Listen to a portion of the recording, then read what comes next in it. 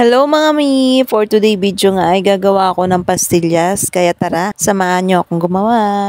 Tatlong ingredients lang pala ang gagamitin natin dito. Inuna ko na nga itong gatas, 2 cups milk ang nilagay ko dito, powder milk, at saka nilagay ko na rin nga itong kondensada.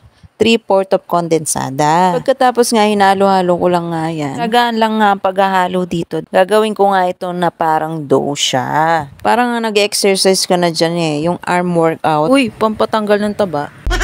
Dinagdagan ko na nga ng kondensada dahil parang nga kulang siya. Dry siya, ganun. Pagkatapos nga hinalo-halo ko pa nga yan. Pagpapawisin ka nga dito pag medyo chubby-chubby ka. Uy, chubby ba ako? Effort nga ang kailangan dito. Pagkatapos nga nilagyan ko nga ulit ng gatas para makuha ko nga yung consistency niya. Ano daw? Consistency. Ayun, nakuha mo rin.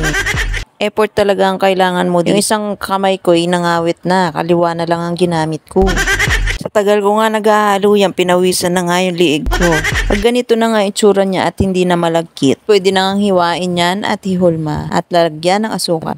Naglagay muna nga ako nitong powder milk dito sa lames para hindi dumikit yung pastillas. Pinudburan ko lang nga yan at saka ilalagay ko na nga yung pastillas dyan. At hihuhulma ko ng pahaba. Parang ang gumagawa lang ako ng donut dito eh. Kasi parang dough to. Pero pastillas yan, ganun eh. Pagkatapos nga shape ko lang yan. Niro-roll ko lang dahil pahaba ang gagawin ko dyan. Second time ko na nga gumawa. Feeling ko ito yung na-perfect ko kasi malambot siya. Uy, perfect! At pagkatapos ko nga nahulma, hihiwain ko lang nga nitong kutsara ko. Sandok yan. Uy! Hindi ko na nga ginamit yung kutsilyo kasi didikit.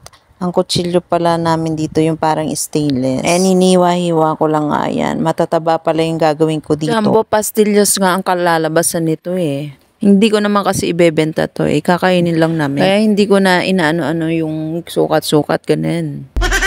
Nakaka-enjoy nga gumawa nito. Uy, ang saya-saya.